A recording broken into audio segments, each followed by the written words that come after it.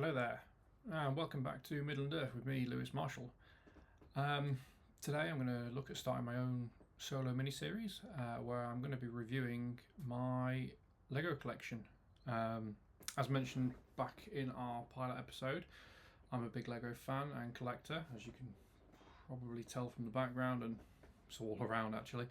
So I'm going to be looking at going through and reviewing some of the sets that I've already got and probably reacting to some news on sets that are going to be coming out in this series, and hopefully that will strike up some good interactions with you guys in the comments. Let us know what your favourite sets are, what you're looking forward to seeing, things like that. But let's get into it. Let's start with our very first set, and we're going to go and start with set number 76317. Peter Parker's Apartment, which has actually just been released this month. I picked that up this weekend and I've had the build of that. So let's get into it. To start with, this is a small half modular set, which would look quite nice when you add that to any of your Lego cities, if there's anybody out there that are building those. And it also would fit quite well alongside the set that came out last month, I believe, which is the Miles Morales versus the Spot set, and this month's other modular build from Lego Spiderman versus Oscorp set. It's a 394 piece set, so it comes with 4 minifigs: Spider-Man, Mary Jane Watson, Anti-Venom, and the Hobgoblin, as well as his glider, and a rideable Spider-Bot as well for Spider-Man. A little bit more of the minifigs later on. So if we get into the build itself, it's a fairly straightforward build. It took me around 30 minutes to complete from the 4 bags that come within the box. It's a 2-tier build. You start off with the ground floor, which serves as the entrance to Peter's apartment, and there's quite a nice little Easter egg on the front of that.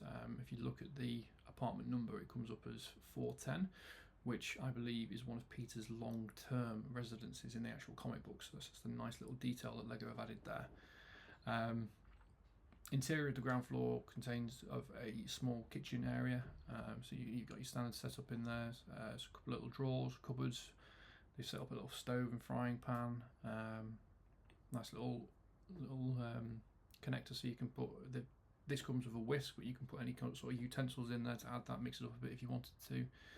And then a couple of table and chairs for obviously Peter and MJ to sit at and enjoy. Some lighting fixtures on the wall, and then obviously, with it being New York, pizza box. You know, it is New York after all. Then you move up to the first floor of the set, which doubles as sort of Peter's bedroom and his, I don't know what workshop, office, I suppose you could call it. It's got a little microscope, on top of a box, which is again a nice nod to Peter's scientific background. And then alongside that, you've got the desk, which has his camera alongside his computer, and there's actually another little nod there to another Spider-Man character that's not included in the set. The computer screen he's either editing an article or he's reading an article for the Daily Bugle, but it's a picture of Venom, and it says Venom spotted on the screen, which again is a nice little nod.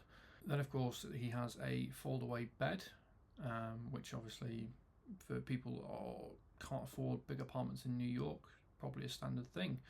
So that folds up, but on the underside he's then using that as a pinboard to put up his designs for future costumes. The image that they actually have on there is the classic comic Iron Spider, so in the nice red and gold motif. And then there's a few posters on the walls referring to obviously the Science Fair and Oscorp. The set does have a few stickers that do need to be applied as opposed to printed bricks. There's only 6, so it's not a massive faff applying those to the blocks that are needed. And then you move up to the roof space. It's fairly standard, just a bit of a nice little open top area for you to put your figures. Obviously you could have Spidey going up against Hobgoblin on his glider at the top.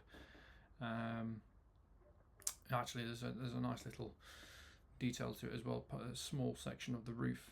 A little play feature of it is if you push a from the back, it'll actually spring off, so you could make it look like the Hobgoblin's thrown one of his pumpkin bombs down at the apartment and it's blown off that section of the wall. So it's a nice little play feature that it comes with. And then on the side as well, another one of the sticker pieces that you need to put on is a Daily Bugle billboard. Nice little picture of J. Jonah Jameson, but you've got Spidey's defaced it, so he's got him going blah blah blah. So it just again shows the sort of cheekiness that he has and the fact that he's a bit against J. Jonah Jameson and his rhetoric against Spider-Man. So again, it's a nice little Easter egg that you've got there, links to what you know from the comics, the films, or the cartoons. And then let's look at some of the 4 minifigs that you get. Starting off with Spider-Man himself, it's the standard minifig that you've had come out in the more recent Spider-Man sets that aren't based around the Marvel Cinematic Universe. So nothing new there. You've got the printing on the arms and the chest and the back and the face, but obviously the legs are just the standard blue. The set also comes with Anti-Venom, which was initially, I believe, an exclusive to set 76308, which was the Spider-Man mech versus Anti-Venom, but he's now been included in this set as well. So again, nothing new there. There's no difference between those 2 minifigs. The ones that I would say are probably exclusive to this set are Mary Jane and Hobgoblin. Mary Jane in this set is been given a design that sort of makes her more accurate to the comic books themselves.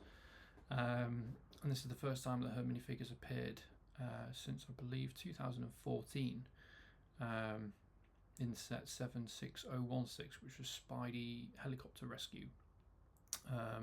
A face does have a dual printing, so you can switch that around, standard smile, or to have a look a little bit more angry.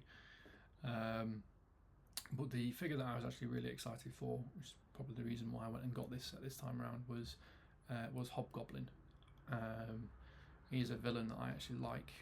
I grew up watching the Spider-Man cartoon back in the 90s, and I enjoyed the Hobgoblin in that series probably more than I did Green Goblin, because he's voiced by one of my favourite actors, Mark Hamill. From what I've done research-wise, actually, this is only the second time that Hobgoblin has appeared in a Lego set. He first appeared back in 2016 set 76058, which was the Ghost Rider team-up. So it's nice that they've decided to bring him back. Again, his design is made to look a little bit more comic book accurate.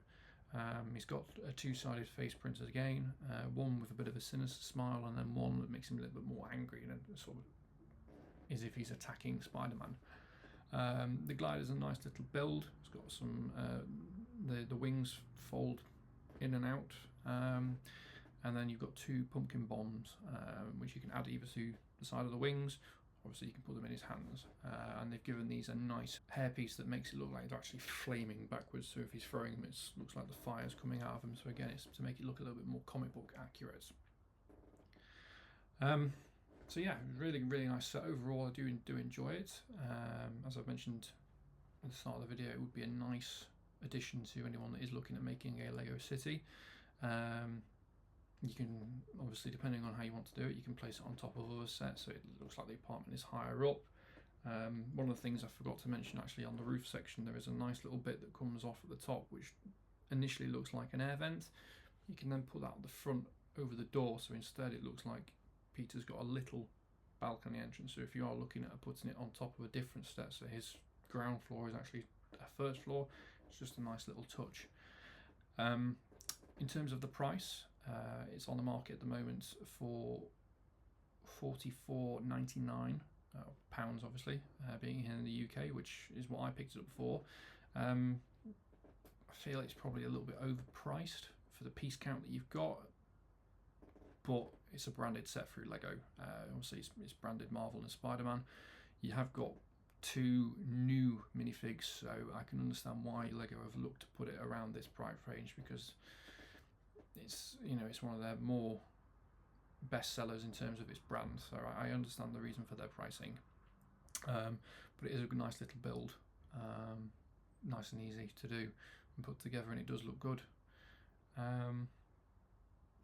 Place to whether it's like that's on a shelf or in a Lego city. But let me know what your thoughts and comments are on this particular set.